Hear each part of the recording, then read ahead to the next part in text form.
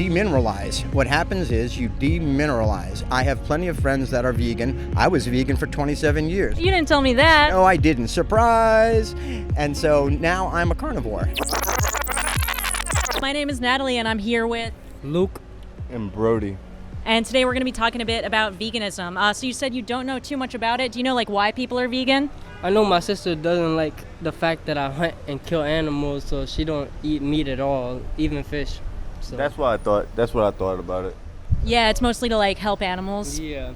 Yeah, absolutely. And the way I think about veganism, it's not really like a diet. It's more like a social justice movement getting rights for animals. Yeah. Do you think animals should have rights? Yes. Yes, they should. Humane treatment of animals is paramount to being on the planet. Whether you eat them or not, humane treatment of everything that's living is what's important. Do you think if you love them, do you think it makes sense to pay for them to be chopped up? No. Not to be chopped up.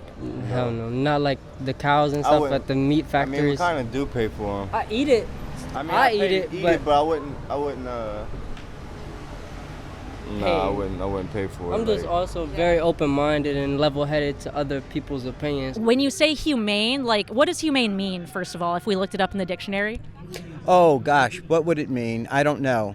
I wouldn't know the actual definition of it, but I know my definition would be gentleness and kindness, and in the context of eating an animal, that it would be quick, short, and raised in a gentle environment, a natural environment, and then the actual slaughter would be done very quickly so that there was minimal to no pain. I'm a hunter. You are? I hunt cats. I'm a hunter or cat hunter. What do you think about that? A cat? Like you kill cats? Yeah, I like house cats. Oh, for real? You could No, I don't. I'm just kidding you. I'm just fucking with you. Heard that. A cow hunter, no. But what if I did do that? Do you think that would be bad? I'd probably laugh at first just because I thought it was a joke, but no, I definitely would think it was bad because I love cats. There are ways to stun an animal and to put them out of consciousness before, and even if they didn't. Now, because the question, if you're asking me, is would it bother me if an animal suffered before I ate it? The answer would be no. Really? Okay, so let me tell you this. So they do have bolt guns. Wait, one thing. So they do have bolt guns, right? So they're bolted and then their throats are slit. 12% of the time the bolt gun doesn't work, so they're conscious when their throats are slit, and it's very rarely, but it still happens. After they're bled out, their skin is pulled off for leather. Sometimes they're conscious during that. Would that bother you or no? Well, sure it would. And I'm talking about let's just say if you were hunting and take this out of. I'm a hunter. Well, a hunter of peace and love and. No, I hunt cats, house cats. There's a bunch of cats in my neighborhood, so I'm a cunter. You're What do you think about killing cats?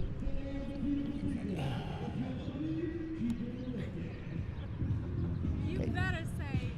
Dumb look on face. Dumb look on. Don't tell her. Come on, how do I feel about killing cats?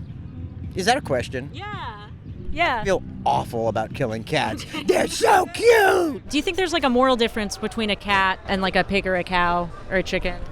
Honestly, not really. I mean, I bet you a lot of people think that there is, but they're all equal. I do care for one more than the other. I mean, people have pet cows and cats too. I like a cat more than pigs. a pig. I've seen a little pig for sure. I've seen a little pig as a pet. They're so cute. Do you think there's a moral difference between a cat and a cow or a pig or a chicken?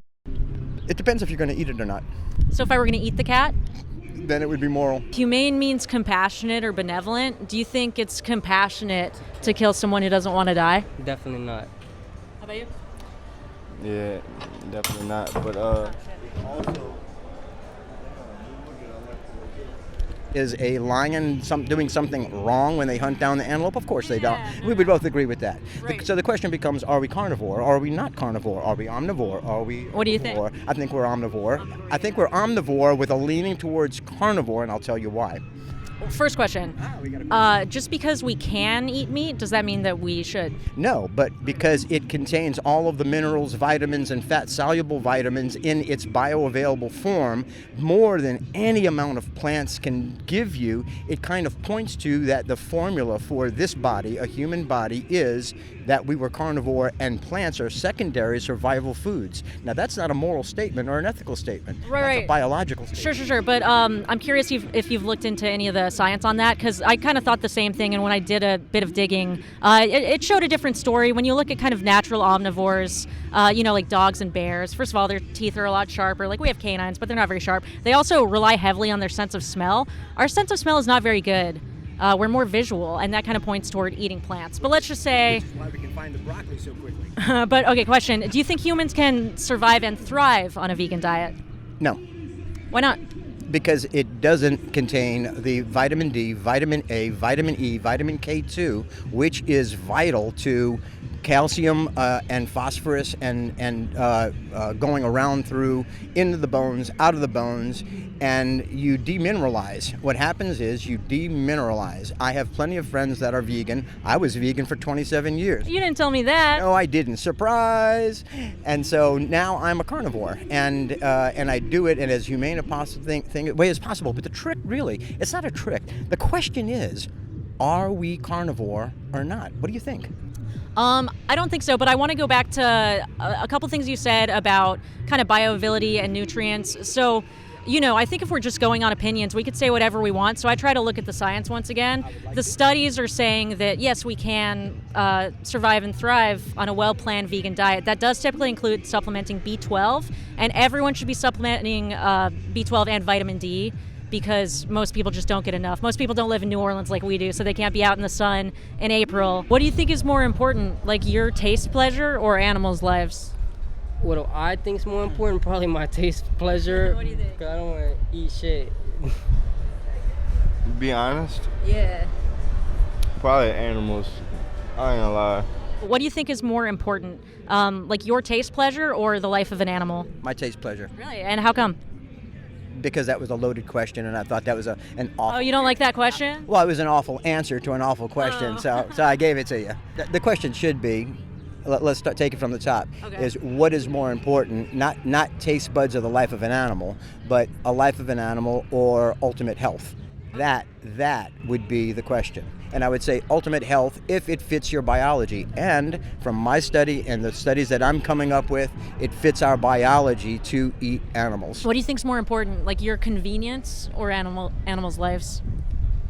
Animals' life, sure, because I sometimes don't even give a shit about my own convenience. Yeah.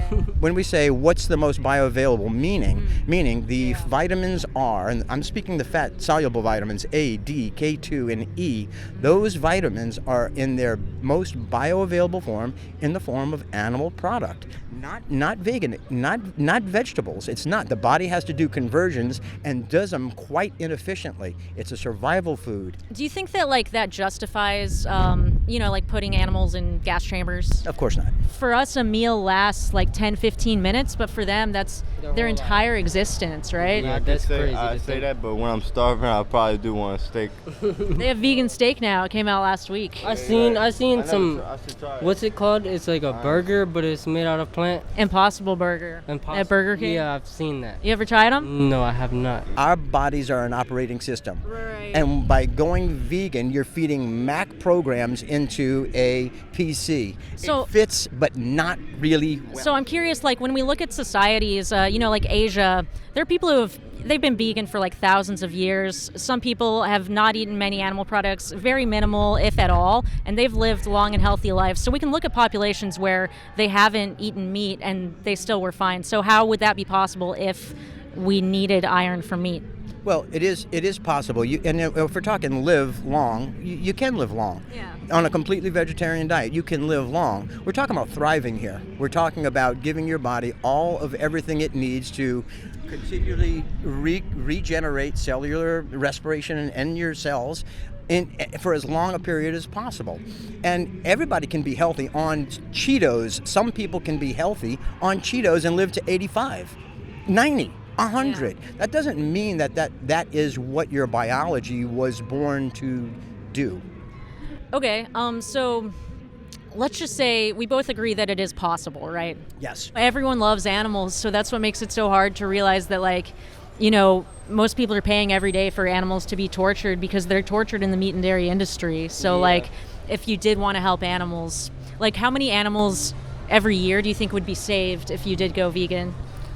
With us, If I went vegan, because we got a lot of influencers, so it'd be different. you I talking think I about how could- much I eat? Like, Oh, with us eating, I probably eat about. You'd probably save about a lot of burgers. 100 animals. Yeah, no, you're right. It's usually generally about 100. So, like, if you looked out, you saw 100 animals. Do you think that's a big difference? Yeah. It is a year.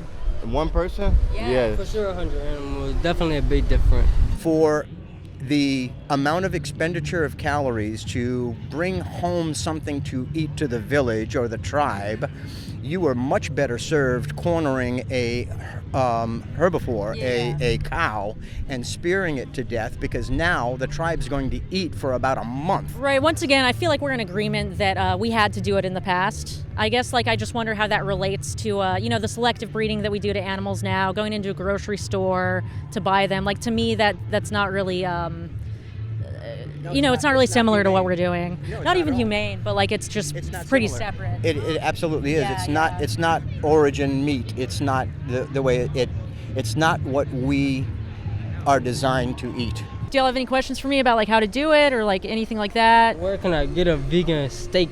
What was the question? All